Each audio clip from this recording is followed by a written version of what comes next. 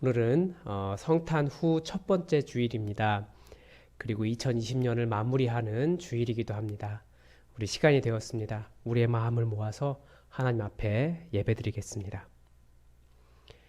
시와 찬송과 신령한 노래들로 서로 화답하며 너희의 마음으로 주께 노래하며 찬송하며 범사의 우리 주 예수 그리스도의 이름으로 항상 아버지 하나님께 감사하며 그리스도를 경외함으로 빚자 복종하라. 하나님은 영이시니 예배하는 자는 영과 진리로 예배할지니라. 아멘. 인생의 생사화복을 주관하시는 하나님 아버지, 2020년도 한 해를 마무리하는 송년주일에 저희들의 마음에 옷깃을 여미며 겸손한 마음으로 주님께 나옵니다. 지난 한 해 동안 저희들에게 일용할 양식을 주시며 우리의 발걸음이 실족하지 않도록 지켜주신 은혜에 감사를 드립니다. 또한 한 해가 저물듯이 우리의 일생이 다하는 그 순간에도 하나님께서는 저희 곁에 함께 계시고 우리 영혼을 구원하시며 사망의 골짜기에서 하나님의 나라로 인도해 주실 것을 믿으며 감사를 드립니다. 주여, 한 해의 끝자락에 서 있는 저희들의 허전한 마음을 위로해 주시고 정성껏 드리는 이 예배를 기쁘게 받아 주옵소서. 예수님의 이름으로 기원하옵나이다. 아멘. 다 함께 일어나셔서 찬송가 25장 함께 찬양하겠습니다. 찬송가 25장입니다.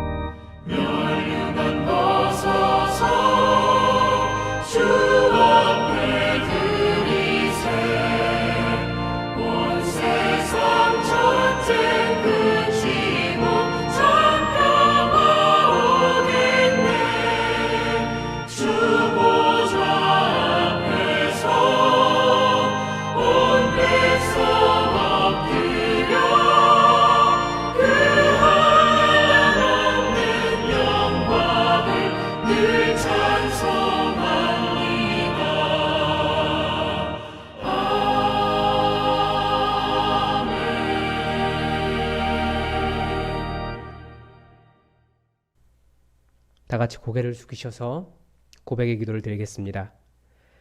사랑과 은혜가 충만하신 하나님 아버지, 2020년도 저물어가는 마지막 주일에 여전히 부족한 저희들의 모습을 가지고 주님 앞에 서 있습니다. 지난 1년을 돌아보며 저희들이 얼마나 주의 말씀을 이루며 살았나 돌아봅니다. 하나님을 섬기고 이웃을 섬길 수 있는 많은 기회를 주셨으나 말씀과 갈등하며 그 앞에서 얼마나 머뭇거렸는지요. 또 기도 없이 감사 없이 찬송 없이 헌신 없이 호송하며 한 해를 보냈습니다. 주여 회개하오니 열매 없는 무화과 나무같이 무화과 나무 같은 저희들을 용납하여 주시고 새해에는 죄와 허물이 없이 오직 하나님을 기쁘시게 하는 삶을 살기를 원하오니 우리를 도와 주옵소서.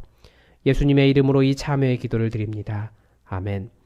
우리 이 시간 여러분의 허물을 하나님 앞에 고백하는 시간을 갖겠습니다. 다 함께 기도하겠습니다.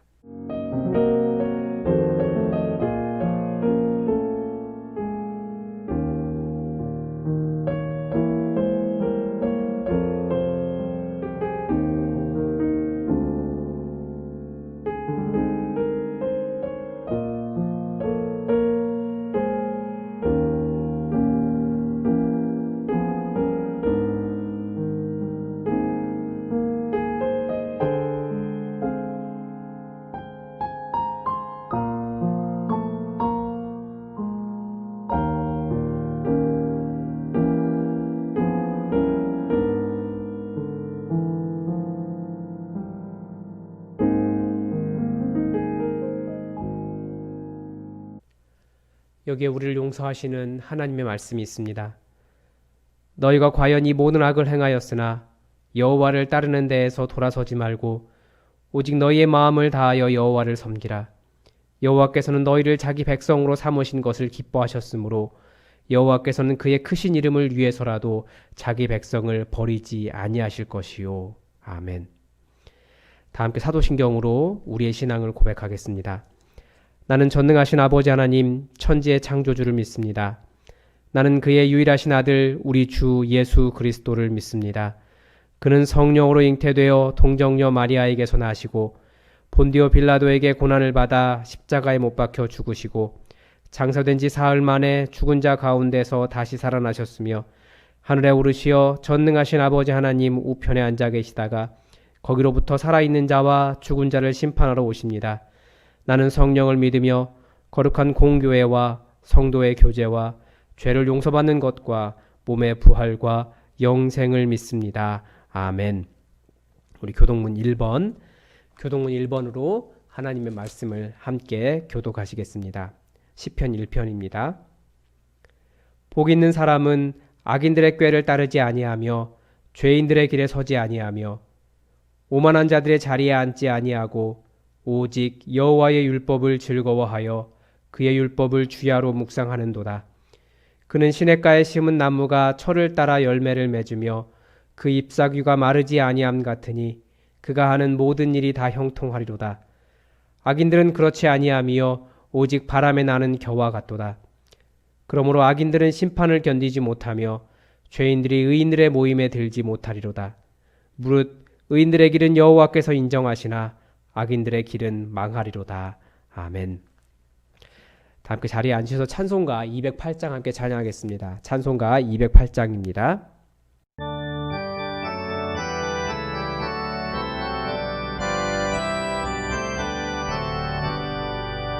내 주의 나라와 주 계신 성전과 피 흘려 사신 교회를 늘 사랑합니다. 내 주의 교회는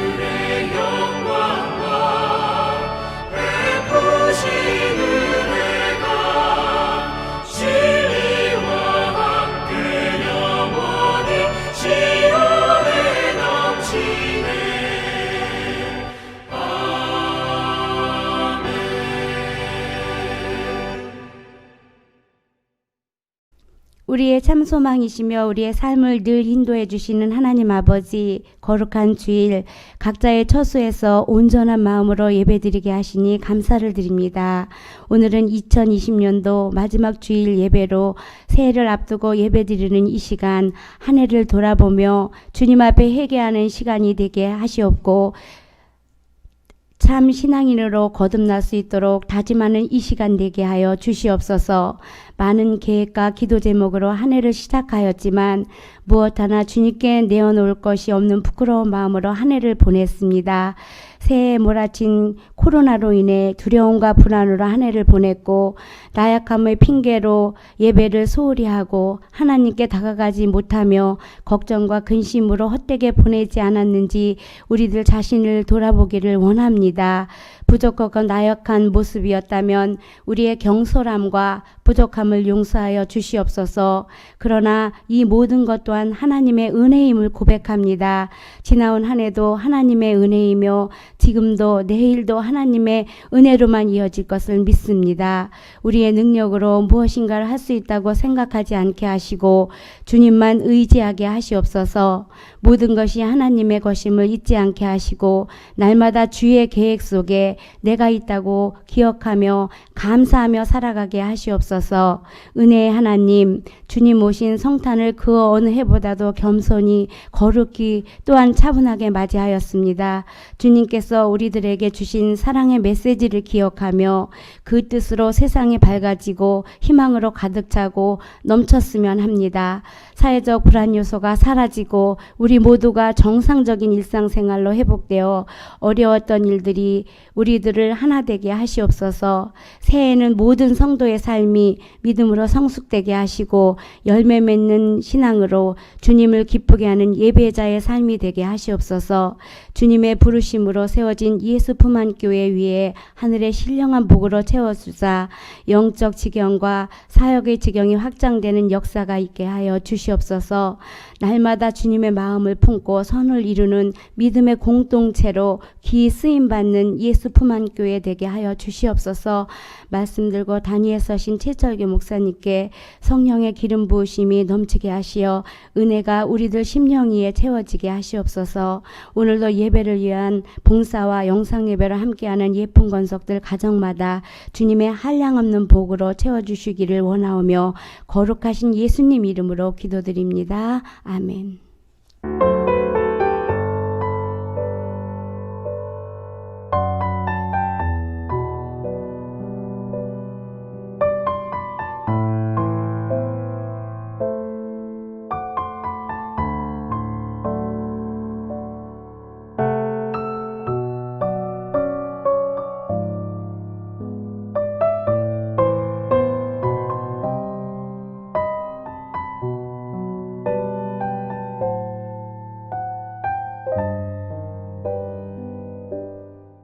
교회 소식 말씀드리겠습니다. 오늘은 성탄 후 첫 번째 주일이며 또 2020년 마지막 주일입니다. 지난 한 해에 베풀어 주신 하나님의 은혜를 우리가 깊이 감사드리며 예배드렸으면 좋겠습니다. 1월 3일 다음 주는 새해 첫 주입니다. 그리고 저희가 신년 주일이지만 또 동시에 우리 교회 창립 기념 주일로 지킵니다. 하나님께서 우리 교회를 여기에 세워주시고 우리가 이렇게 함께 행복하게 신앙생활을 할 수 있도록 해주신 은혜를 우리가 돌아보는 시간을 가졌으면 좋겠습니다. 그리고 사회적 거리두기가 2.5단계로 상향되어서 현재 정부의 발표대로 1월 3일까지 주일 예배는 전면적으로 비대면으로 실시하겠습니다. 모든 예배를. 그래서 여러분 유튜브 채널, 교회 홈페이지, 또 카카오 채널 잘 참고해 주시기 바랍니다. 교회 학교도 당분간 계속해서 비대면으로 예배 진행합니다. 그리고 송구 영신 예배가 12월 31일 11시 반부터 비대면 예배로 진행되겠습니다. 우리가 코로나 바이러스라고 하는 어려운 시기를 보내고 있지만 그런 가운데서도 하나님께서 우리를 어떻게 살게 하셨는지 그 은혜를 돌아보며 또 하나님께서 열어주실 새해를 기대하는 마음으로 함께 예배에 참여해 주시기 바랍니다. 그리고 새해를 시작할 때 교회 예산안 우리가 또 심의를 해야 되는데 우리 모든 교인분들 다들 교회 홈페이지에 게시될 예산안을 참고해 주십시오. 현재 1월 3일에 교회 홈페이지와 게시판에 열람하실 수 있도록 공지할 예정입니다. 여러분 참고해 주시기 바랍니다. 그리고 새해에 저희가 재직수련회와 교인 총회가 예정되어 있는데 재직수련회와 교인 총회는 당분간 이 코로나 상황이 좀 안정되고 저희가 대면으로 대화할 수 있을 때 그때 진행하도록 하겠습니다. 광고를 교회 소식을 잘 참고해 주시기 바랍니다. 그리고 이제 오늘로 1기 운영위원회와 2기 운영위원회의 교회 행정을 인수인계하겠습니다. 그래서 우리가 2기가 또 지난 2년 동안 1기 운영위원회가 수고를 참 많이 했는데 또다시 교회의 많은 살림을 이제 2기 운영위원회에 맡겨야 됩니다. 여러분들이 많이 격려해 주시고 또 수고하신 분들 많이 위로해 주시고 수고했다 칭찬해 주시고 또 새로 맡으신 분들에게 또 여러분이 전폭적인 지지와 사랑을 보내주시기 바랍니다. 그리고 교회 청소 참고해 주시고요. 지난주에 안타까운 소식이 있습니다. 우리 송화선 권사님의 부친 되시는 송규순 성도님께서 하나님의 부르심을 받으셨습니다. 코로나 상황이어서 교회에 알리지 않고 지나셨는데 여러분 다들 위로해 주시기 바랍니다. 그리고 이정순 권사님의 아들 되시는 이경묵 집사님 하나님의 부르심을 받으셨습니다. 젊은 나이에 하나님께서 부르셨지만 하나님께서 찾으신 영혼이고 하나님께서 또 그 가족을 많이 위로하시는 것을 보고 왔습니다. 여러분 또 여러분의 위로가 또 더 많은 힘이 됩니다. 여러분 많이 위로해 주시고 또 그 가정 위해서 우리 이정순 권사님 위해서 함께 여러분 기도해 주시기 바랍니다. 우리 하나님의 말씀을 보겠습니다. 오늘 우리에게 주신 하나님 말씀은 시편 119편 57절에서 64절까지의 말씀입니다. 시편 119편 57절에서 64절까지의 말씀입니다. 우리 하나님의 말씀을 다 함께 받들어 읽겠습니다. 여호와는 나의 분깃이시니 나는 주의 말씀을 지키리라 하였나이다. 내가 전심으로 주께 간구하였사오니 주의 말씀대로 내게 은혜를 베푸소서. 내가 내 행위를 생각하고 주의 증거들을 향하여 내 발길을 돌이켰사오며 주의 계명들을 지키기에 신속히 하고 지체하지 아니하였나이다. 악인들의 줄이 내게 두루 얽혔을지라도 나는 주의 법을 잊지 아니하였나이다. 내가 주의 의로운 규례들로 말미암아 밤중에 일어나 주께 감사하리이다. 나는 주를 경외하는 모든 자들과 주의 법도들을 지키는 자들의 친구라. 여호와여 주의 인자하심이 땅에 충만하였사오니 주의 율례들로 나를 가르치소서. 아멘. 우리 다 함께 자리에서 일어나셔서 찬송가 516장으로 말씀을 주신 하나님 앞에 감사드리겠습니다. 516장입니다.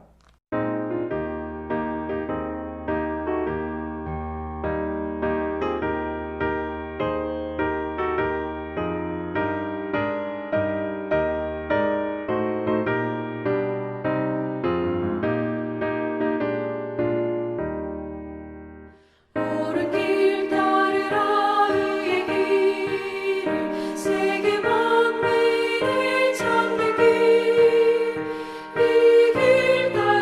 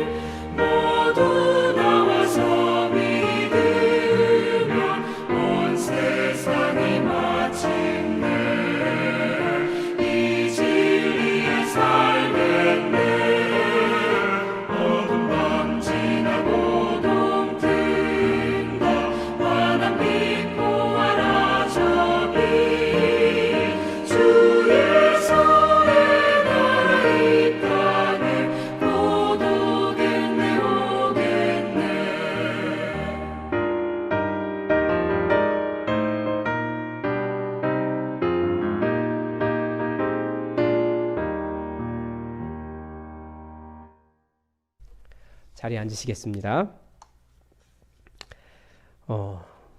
우리 교회는 12월이 되면 다들 어떤 추억에 빠지는 것 같습니다. 12월은 우리 교회가 탄생한 계절이기 때문입니다. 약 2년 전 12월에 우리가 갈 교회가 어디인가 다들 고민하고 그래서 준비했고 그래서 1월 첫째 주에 예수품한 교회를 창립했습니다. 저도 2년 전 그 자리에 있었던 사람은 아니지만 그때 교회를 설립하셨던 분들의 이야기를 가끔 들었습니다. 처음에는 가정교회로 우리끼리 작게 교회하자라고 그렇게 예배드리자라고 했는데 의외로 함께 하자는 성도들이 많이 있었고 이건 가정교회 수준으로 집안에서 감당할 수 있는 수준이 아니다라고 생각하면서 교회를 찾았는데 마침 이 위치에 교회가 다른 교회와 합병하면서 여기 있는 기물들을 다 주고 갔다는 그런 이야기입니다.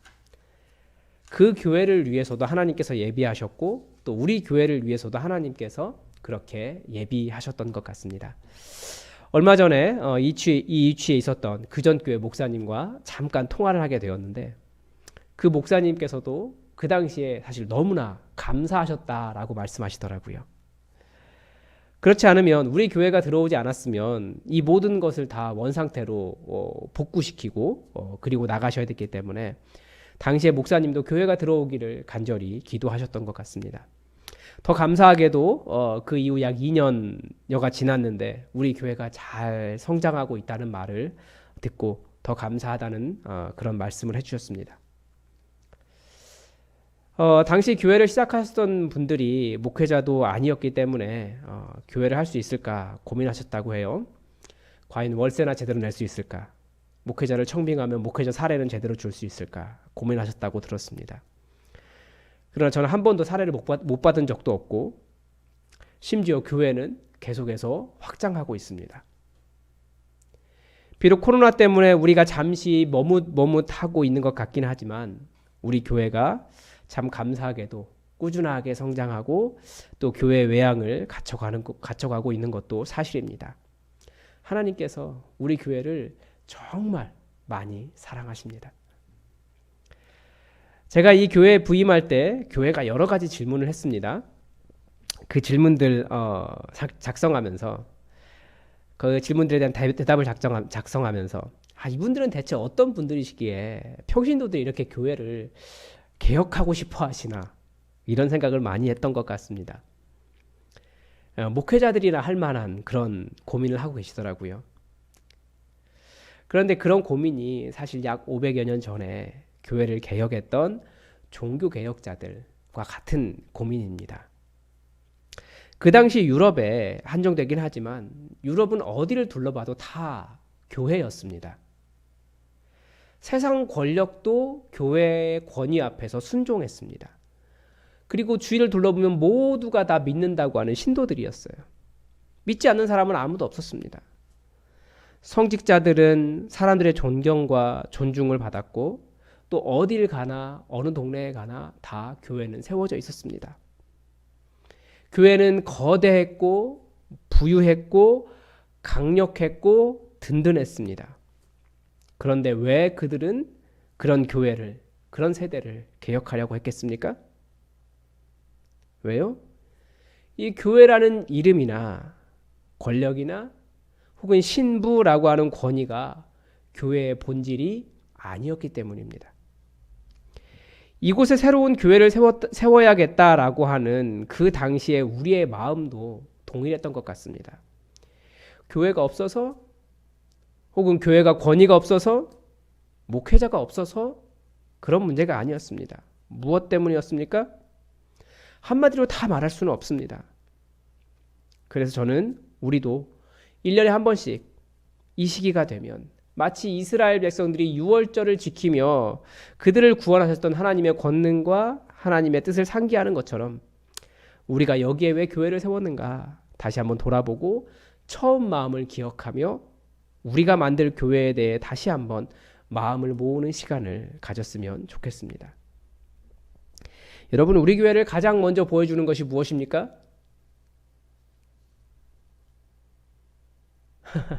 예수품한 교회입니다. 이름이에요. 이 이름이 벌써 많은 것을 보여줍니다. 우리가 가장 먼저 말하고 싶은 것은 이 교회의 주인이 누구냐라고 하는 것을 우리는 보여주고 싶었어요. 그러니까 종교개혁자들도 사실은 그 질문을 던진 겁니다. 교회의 주인이 누구인가? 여러분 이 답을 몰라서 그런 질문을 던지겠습니까? 여러분 교회의 주인은 누구십니까? 우리 주님 예수님이에요. 종교개혁자들은 이 당연한 것을 왜 질문했습니까? 사실은 질문을 던진 것이 아니라 너무나 당연하게도 교회의 주인은 예수 그리스도신데 종교개혁 당시 교회의 주인이 예수님이 아니었기 때문에 그 사람들은 그렇게 개혁을 한 겁니다. 누가 주인 노릇을 했습니까? 첫째는 교황이었고요. 둘째는 사제, 신부들이었습니다. 그래서 어떤 문제가 있었습니까? 첫째로는 교회의 메시지가, 교회에서 전하는 메시지가 예수님과는 관계가 없는 것들이었습니다. 즉, 이 하나님의 말씀이 아니었어요. 그리고 두 번째는 교회의 다수를 차지하고 있는 많은 성도들이 교회의 어떤 역할을 하는 사람들이나 교회 구성원이 된 것이 아니라 사제나 신부가 시키는 일에 부속적인 도구에 불과했다라는 거예요. 당시 교회에서 하나님의 말씀이 아닌 내용을 설교해도 누구 하나 반대하지 못했습니다. 왜냐하면 교황이나 신부의 권위가 훨씬 셌기 때문에. 교회 안에 많은 성도들은 그저 수동적인 부속품에 불과했고 항상 그 신부들보다 내가 뭔가 부족한 사람들이다 라고 생각했고 말씀을 직접 보거나 기도하거나 성령에 충만해 볼 생각은 한 번도 하지 않았다라는 거예요. 그래서 우리 교회, 이 예수품한 교회는 이 두 가지를 회복하고자 이곳에 교회를 세웠습니다. 그러니까 첫 번째는 무엇입니까? 이 교회의 메시지를 하나님의 말씀으로 회복하는 일입니다. 두 번째는 목사가 교회의 주인이 아니라 오로지 예수 그리스도만이 주인 되시고 또 우리 모두가 접품하면서 우리 모두가 다 교회를 구성하는 한 장의 벽돌로서 또 우리 모두가 다 교회를 구성하는 성도라고 하는 그 본질, 그리스도인이라는 본질을 회복하는 일이 바로 우리가 교회를 다시 세운, 또 다른 교회를 세운 이유입니다. 이 두 가지 회복에 대한 염원은 우리 교회를 보여주는 또 다른 것을 통해 드러납니다. 그것이 뭡니까? 네, 교회의 표어입니다. 우리 교회의 표어가 무엇입니까? 시편 119, 말씀을 삶으로 써가는 교회. 보통 교회들이 교회 표어를 한 번씩 바꾸는데 우리 교회는 이 큰 표어 아래 매년 집중하는 목표를 달리하고 있습니다. 그래서 정확하게 말하면 우리 교회 표어는 내년엔 달라지겠지만 우리 교회의 비전, 우리 교회 목표는 이거예요. 시편 119, 말씀을 삶으로 써가는 교회. 참 교회 이름도 누가 지었는지 잘 지었습니다. 전국에 하나밖에 없습니다. 이 교회의 비전도 참 정확하게 교회의 본질을 정확하게 잘 짚어냈습니다. 교회의 본질적인 정체성은 하나님의 말씀을 따르느냐 그렇지 않느냐에 있습니다. 시편 119, 말씀을 삶으로 써가는 교회. 이 거대한 비전을 어떻게 한두 마디로 정의할 수 있겠습니까?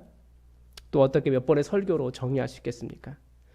그러나 우리는 계속 이 표어를 기억하면서 말씀과 우리가 어떤 관계인지 우리는 되짚어가는 지난 2년을 보냈습니다. 그래서 특별히 우리가 우리에게 이 6월절의 시기에 다시 한번 초심으로 돌아간다면 이 말씀의 중요성을 우리는 깊이 기억해야 됩니다. 그래서 오늘 본문의 첫 번째는 우리가 하나님의 말씀을 따르는 이유를 가르쳐 줍니다. 뭐라고 되어 있습니까? 여호와는 나의 분깃이시니 나는 주의 말씀을 지키리라. 무슨 뜻입니까? 우리가 하나님을 믿는 사람이라는 것을 어떻게 증명할 수 있습니까? 내가 여호와 하나님의 말씀을 따라 살기 때문에 하나님의 백성인 거예요. 지난 수요일 출애굽기 강해에서도 이 부분을 말씀을 드렸습니다. 예수 믿는다고 해서 그리스도인이 아니라는 거예요. 혹은 교회에서 일한다고 해서 그리스도인이 아니라는 거예요. 여러분 예수님의 말씀을 잘 들어보십시오. 마태복음 21장에 나온 두 아들의 비유로 말씀을 드렸습니다. 수요 예배 설교를 듣지 않으시는 분들도 많이 계시니까 다시 설명을 드리겠습니다. 어떤 사람에게 두 아들이 있었습니다. 아버지가 첫째 아들에게 오늘 포도원에 가서 일 좀 해라 라고 말했습니다. 그랬더니 이 아들이 어떻게 했을까요? 대답을 잘했습니다. 네, 알겠습니다. 가서 일하겠습니다. 대답 잘했죠? 그런데 안 갔습니다. 이게 무엇을 말하는 겁니까? 말씀을 따른다고 말만 하고 그 말씀을 지키지 않은, 그 말씀대로 살지 않은 예입니다. 대답은 잘했잖아요. 순종한 것처럼 보이잖아요. 아마 그 아들도 착각했을지 몰라요. 내가 대답 잘했다고. 아, 잘했다. 그런데 포도원에 가서 일을 안 했다고요. 그런데 아버지는 둘째 아들에게도 똑같이 말했습니다. 오늘 포도원에 가서 일 좀 해라. 그랬더니 둘째 아들은 어떻게 대답했을까요? 싫어요. 안 가요. 그렇게 대답했겠죠. 그런데 시간이 조금 지난 후에 뉘우치고 포도원에 가서 일했습니다. 그러면 이 둘째 아들은 아버지의 말을 들은 겁니까? 안 들은 겁니까? 대답을 싫다고 했으니까 아니요라고 말했으니까 안 들은 겁니까? 오히려 대답은 그렇게 했어도 뉘우치고 아버지의 말에 순종해서 포도원에 가서 일했기 때문에 아버지의 뜻대로, 아버지의 말씀대로 산 아들은 둘째 아들입니다. 이 예수님의 비유는 예루살렘 성전의 대제사장들과 그리고 백성의 장로들을 향해 하신 말씀이었습니다. 그들이 성전도 지켰고요. 하나님의 말씀을 따른다고 대답도 잘하는데 그들의 삶에는 하나님의 말씀에 순종한 흔적이 없었기 때문에 예수님께서 그들을 야단치신 겁니다.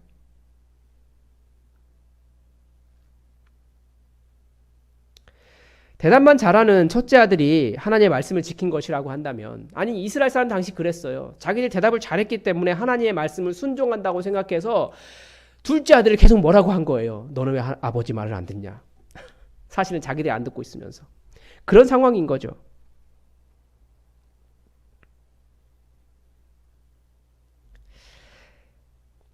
비록 세리와 창녀로 살았을지라도 회개한 후에 하나님의 뜻을 따라 산 이 세리와 창녀들을 대답은 싫다고 했지만 후에 아버지의 말씀에 순종한 둘째 아들의 비유에서 하신 말씀입니다. 하나님의 말씀을 따라 산다고 하는 것은 무엇입니까? 성경에 대한 지식이 많은 사람이 아닙니다. 성경 말씀을 잘 아는 사람도 아니고요. 성경을 잘 외우고 있는 사람도 아닙니다. 바로 하나님의 마음, 하나님의 뜻, 하나님의 본심, 그것을 알고 그 말씀대로 사는 겁니다. 왜 그렇게 한다고요? 다시 마태복음의 이 두 아들의 비유를 생각해 보면 알 수 있습니다. 그 두 아들이 아버지의 아들이기 때문에 그래요. 그 아버지의 아들이기 때문에요.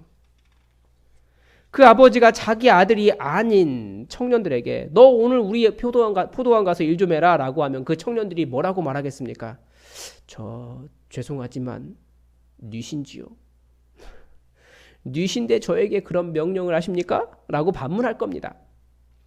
즉 아버지의 말씀에 순종하는 이유는 그분이 바로 아버지이기 때문입니다. 여호와는 내 분깃이시라 나는 주의 말씀을 지키리라. 그리스도인은 어떤 존재예요? 하나님의 말씀을 지키는 사람들입니다. 그렇기 때문에 하나님의 백성인 거예요. 그리스도인이냐 아니냐의 판단 기준은 말씀을 따라 사는 겁니다. 말로만 그리스도인이라고 하는 것이 아니라 대답만 잘하고 말씀과는 관계없는 삶을 살아간다면 그것은 주님의 뜻을 따르지 않는 예수님 시대의 대제사장이나 바리새인이나 사두개인들과 똑같을 뿐입니다. 그러면서 너는 왜 말씀을 안 지켜? 라고 말하는 아주 모순적인 사람이 되는 거죠. 주의 말씀을 따른다는 것은 또한 말씀 때문에 내 인격이, 내 삶이 변화된 사람입니다. 그래서 말씀 때문에 손해볼 줄 아는 사람입니다. 본문은 이것을 이렇게 설명합니다. 59절입니다. 내가 내 행위를 생각하고 주의 증거들을 향하여 내 발길을 돌이켜 싸우며. 내 행위가 무엇입니까? 이 원어에 보면 나의 길이라고 되어 있습니다. 그러니까 나의 길을 깊이 돌아보면서 주의 증거들을 향해 내 발걸음을 돌이켰습니다 라고 말하고 있습니다. 우리는 우리의 길을 잘 압니다. 인간의 마음속에 무엇이 들어있는지도 잘 압니다. 성경은 인간의 마음속에는 어려서부터 계획하는 바가 악하다라고 가르쳐줍니다. 특히 하나님의 말씀에는 굉장히 완악합니다. 왜 사람들은 하나님의 말씀에 그렇게 마음이 굳어 있는 겁니까? 사람들은 다들 자기 마음대로 하고 싶어 하거든요. 자기 위에 누군가를 두려고 하지 않아요. 그러니까 말씀에 순종하기보다 말씀을 어떻게 하려고 합니까? 내가 더 위에 있어야 되니까 말씀을 이용하려고 합니다. 즉 종교개혁자들처럼 우리도 교회에서 나왔습니다. 그렇다고 교회를 부정하는 거 아니에요. 교회가 교회답기를 바랄 뿐이었습니다. 무엇이 교회가 교회다운 겁니까? 교회가 말씀을 이용하는 것이 아니라 교회가 말씀 아래로 들어가 말씀에 순종해야 그것이 바른 교회입니다. 즉 우리는 나의 길을 위해 말씀을 이용하는 것을 거부하고 말씀에 순종하여 나의 길을 변화시키려고 이곳에 교회를 세웠습니다. 약 2주 전에 갑자기 이 나라가 좀 시끄러웠습니다. 혹시 여러분 누군지 아시겠습니까? 조두순이라고 하는 사람입니다. 이 사람이 미성년자 성폭행범입니다. 그 아이에게 행한 일, 또 그 아이의 육체에 남겨진 그 일들, 또 마음의 상처 너무 잔인해서 차마 강단에서 말하기가 너무나 곤란할 지경입니다. 그리고 이미 그 이전에도 성폭행으로 감옥에 갔다 온 사람입니다. 교화의 여지가 없어요. 그런데 이 조두순이 출소하는데 저에게 2가지 충격이 있었습니다. 그 모습을 보면서. 하나는 제가 감옥에 있는 사람들이 억울한 분도 계실 것이라는 생각이 들지만 약간은 그분들의 인격에 대해서 조금 둔감해서 그런지 모르겠는데 그 사람이 저보다 더 좋은 옷을 입고 있더라고요. 그래서 충격을 받았습니다. 그리고 2번째는 그 사람이 그 아이에 대해 미안한 마음이나 사죄하는 표현이나 그런 것이 전혀 없었다라는 거예요. 그러니까 그 아이에게 전혀 미안한 마음이 없는 거예요, 이 사람은. 오히려 자기가 억울하다고 했을지 모르겠어요. 내가 쟤 때문에 걸려서 감옥 갔다 왔다. 그건 모르죠. 그런데 어쨌든 그 조두순이라는 사람은 자기가 행한 일에 대한 죄책감이 없었습니다. 그래서 이 사람은 다시 범죄를 일으켜도 이상하지 않겠다라는 생각이 들기도 했고요. 또 그 사람을 면담한 사람도 TV에 나왔었는데, 상담사가 나왔었는데, 심리학자가 그 사람에게는 사죄하는 마음이 없다라고 말하는 것도 들었습니다. 그런데 이제 법이 몇 년형 딱 했기 때문에 그것을 채우고 나왔을 뿐입니다. 그런데 인터넷에서 조두순을 검색하면서 또 충격을 받은 게 뭐냐면 2번째인데요. 그가 감옥에 있는 장면을 CCTV로 보여줬는데 성경을 보고 있더라고요. 그 사람에게 성경은 어떤 의미였을까요? 자신의 죄악을 포장하고 자신의 죄책감을 덜어주거나 세상에 나는 이런 사람이야를 성경의 권위와 관련해서 말하는 그런 도구에 불과했습니다. 많은 사람들이, 교회에 있는 많은 사람들이 내가 예수 믿는 사람이야 라고 하는 타이틀로 자기를 속이고 있어요. 자기의 본질은 여전히 말씀에 순종하지 않고 말씀을 삶으로 써가고 있지 않고 또 나의 길을 위해서 말씀을 이용하는 사람들임에도 불구하고 내가 성경을 보고 있다, 내가 그리스도인이라는 이름을 가졌다, 내가 교회에 출석하고 있다, 이런 것들로 자기 자신을 포장하고 있다라는 거예요. 그러면 스스로 속는 거죠. 말씀은 그런데 이용하는 것이 아니에요. 우리가 순종해야 될 우리 위에 있는 하나님의 말씀입니다. 예수님은 이것을 이렇게 말씀하셨습니다. 나는 참 포도나무요 내 아버지는 농부라. 물은 내게 붙어 있어 열매를 맺지 아니하는 가지는 아버지께서 그것을 제거해 버리시고 무릇 열매를 맺는 가지는 더 열매를 맺게 하려 하여 그것을 깨끗하게 하시느니라. 너희는 내가 일러준 말로 이미 깨끗하여졌으니 내 안에 거하라. 나도 너희 안에 거하리라. 가지가 포도나무에 붙어 있지 아니하면 스스로 열매를 맺을 수 없음 같이 너희도 내 안에 있지 아니하면 그러하리라. 나는 포도나무요 너희는 가지라. 그가 내 안에 내가 그 안에 거하면 사람이 열매를 많이 맺나니 나를 떠나서는 너희가 아무것도 할 수 없음이라. 우리는 주님의 말씀으로 깨끗해집니다. 주님의 말씀을 이용하기 때문에 깨끗해지는 게 아니에요. 주의 말씀을 지키기 때문에 우리가 깨끗해지고 주의 말씀을 지키기 때문에 예수님 안에 살아갈 수 있습니다. 주의 말씀을 따라서 우리의 삶의 길을 바꾸기 때문에 우리가 예수님 안에 거하는 거예요. 그 주님의 말씀 때문에 주님 안에 거해서 열매 맺습니다. 나를 떠나서는 너희가 아무것도 할 수 없습니다. 주의 말씀으로 변화되었기 때문에 우리는 그리스도인인 겁니다. 성경은 누구나 다 읽을 수 있어요. 그런데 다 순종하는 것은 아니에요. 그러나 순종하면 깨끗해지고 변화되고 예수님 안에 살게 되고 예수님께서 원하시는 열매를 맺게 합니다. 나의 길이 여호와의 증거가 되도록 만들어줍니다. 나가 아니라 나를 통해 예수님이 드러나게 합니다. 우리 이왕 여기에 교회를 세웠고 새로운 교회를 해보겠다고 시작을 했는데 그냥 똑같은 교회가 아니라 진짜 말씀 때문에 내가 말씀에 순종해서 말씀 아래 들어가 있기 때문에 그 말씀의 한 구절 한 구절 때문에 변화된 인생이 되도록 말씀으로 우리 나의 삶을 변화시키시기 바랍니다. 말씀을 삶에 써간다고 하는 일에는 또 무엇이 포함되어 있습니까? 말씀을 증거하는 삶이 포함되어 있습니다. 64절의 말씀입니다. 여호와여 주의 인자하심이 땅에 충만하였사오니 주의 율례들로 나를 가르치소서. 모든 교회는 복음을 전하는 사명을 가지고 있습니다.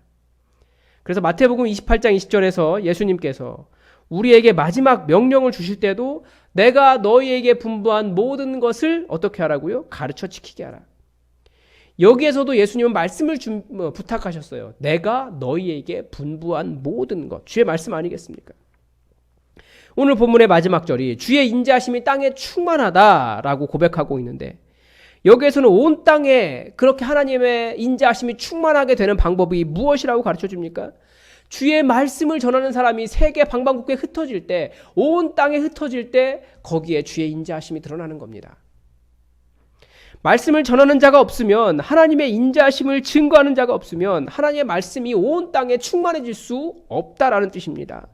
즉 말씀을 삶에 써가겠다라고 하는 것은 말씀을 증거하는 삶을 이야기하는 거예요.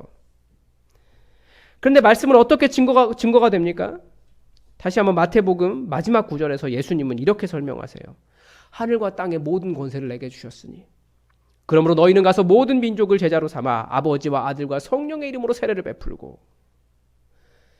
이 동일한 표현인 것 같은데 사도행전은 이것을 어떻게 설명합니까?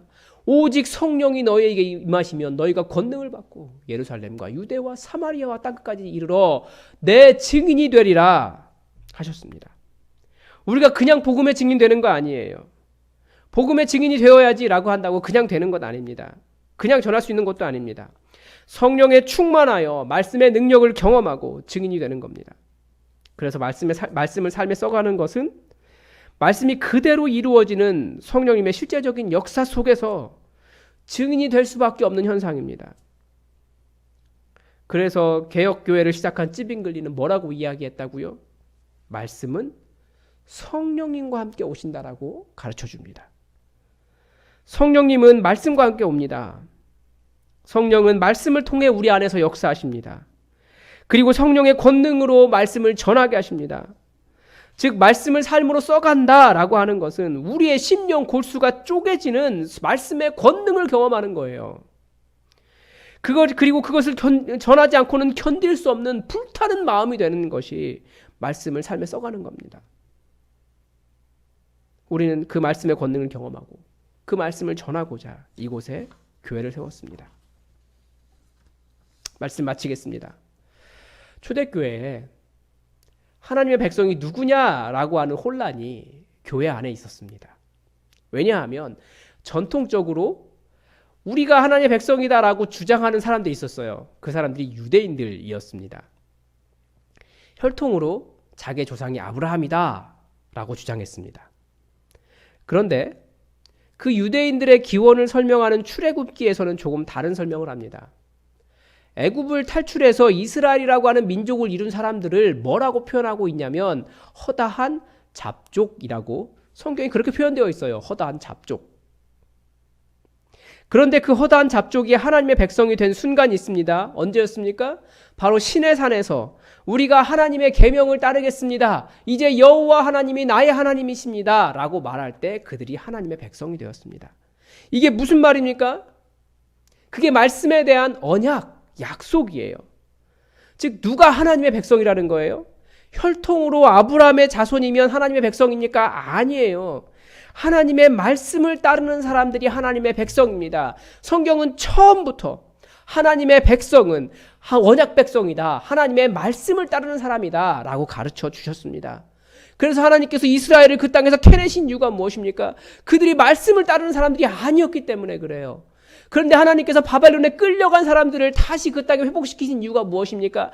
그들이 그 잃어버린 땅에서, 그 디아스포라, 그 끌려간 땅에서 하나님의 말씀을 회복했기 때문에 이 사람들이 하나님의 언약 백성이 되는 겁니다. 여러분, 우리가 여기에 새로운 교회를 세워서 이제 곧 3년 차가 됩니다. 이 3살이면 어떨까요? 이제 뭐 막 말 몇 마디 할 것 같아요.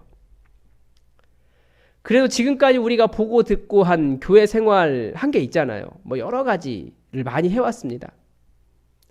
그래서 우리도 여러 가지를 해보고 싶은 마음이 있어요. 그래서 교회는 작지만 제가 볼 때 여러분의 마음속에는 최소한 3,000명쯤 되는 교회의 규모를 머릿속에 그리고 계실 겁니다.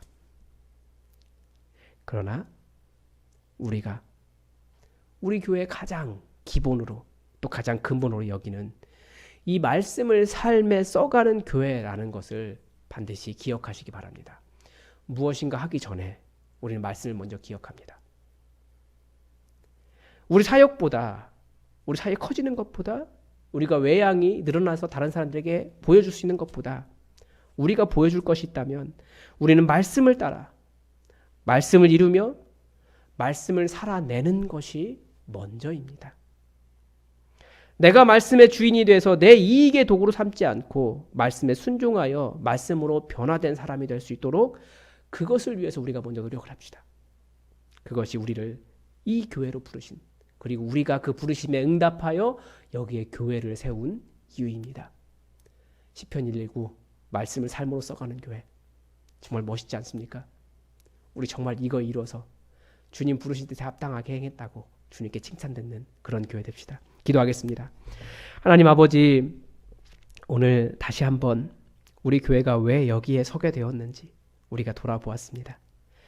물론 이거 하나만 있는 것이 아니고 여러 가지 것들이 있지만 가장 무엇보다도 주의 말씀을 우리 삶에 써가며 우리가 진정한 하나님의 백성이 되기를 간절히 원하오니, 내가 그리스도인이라고 주장한다고 주의 백성이 아니라 주님께서 또 부르셨기 때문에 우리가 이곳에 교회를 세웠으나, 주님, 우리가 분명히 주의 말씀 때문에, 주의 말씀을 살아가기 때문에, 살아내기 때문에, 주의 말씀으로 변화되었기 때문에 주의 백성이라는 것을 기억하고 주님 뜻에 합당하게 생활할 수 있도록, 살아갈 수 있도록, 주님께 칭찬받을 수 있도록 우리와 함께하여 주옵소서. 무엇보다도 성령님께서 우리 가운데 강력하게 역사하셔서 말씀이 우리 심령 골수를 쪼개는 역사를 매주마다, 매일마다 경험케 하시고, 그리고 또 그 말씀 증거하지 않고는 견딜 수 없는 불타는 마음이 우리 안에 일어날 수 있도록, 주님의 증인 되도록 우리를 사용하여 주옵소서. 주님의 은혜를 한량없이 부어주시기를 원하오며 예수님의 이름으로 감사하며 기도드립니다. 아멘. 우리 다 함께 찬송가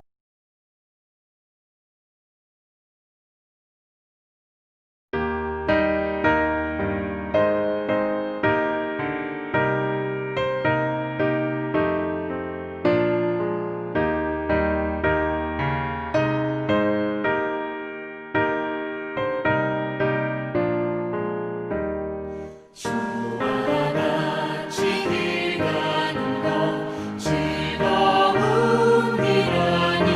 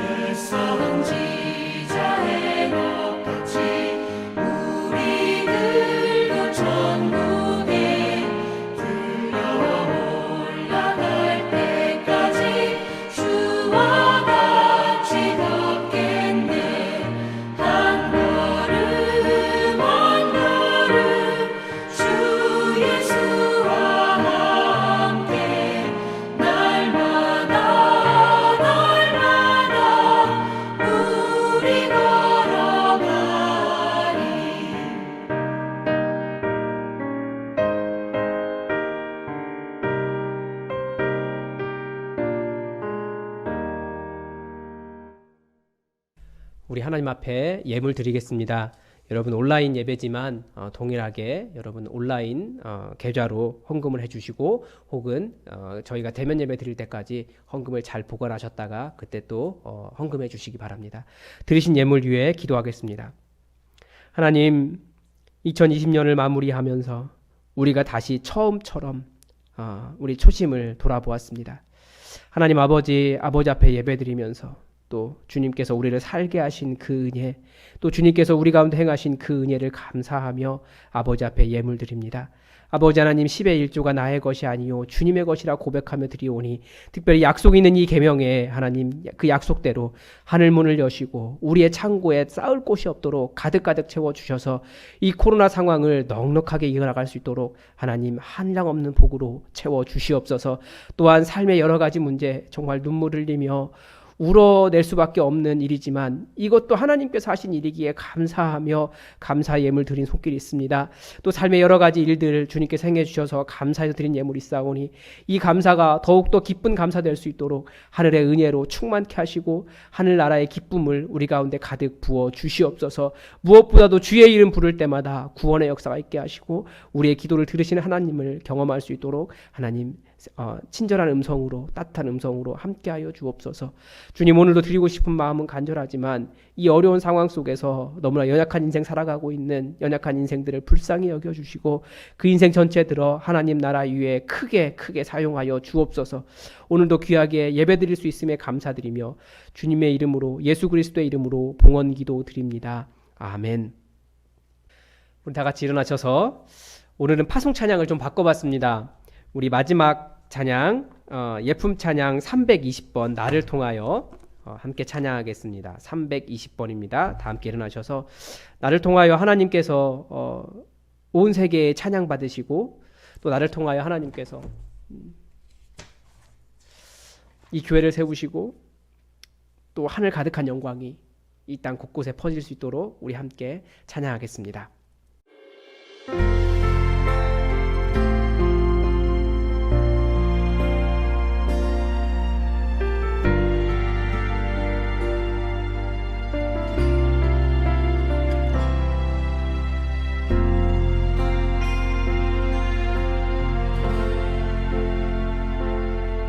지금 서 있는 이곳에서 높임을 받으소서. 내가 밟는 땅 주님의 땅이니 하늘이 주의 이름 높이 올리며 넓은 바다가 주를 노래해. 모든 만물 주를 경배해. 모든 입술 주를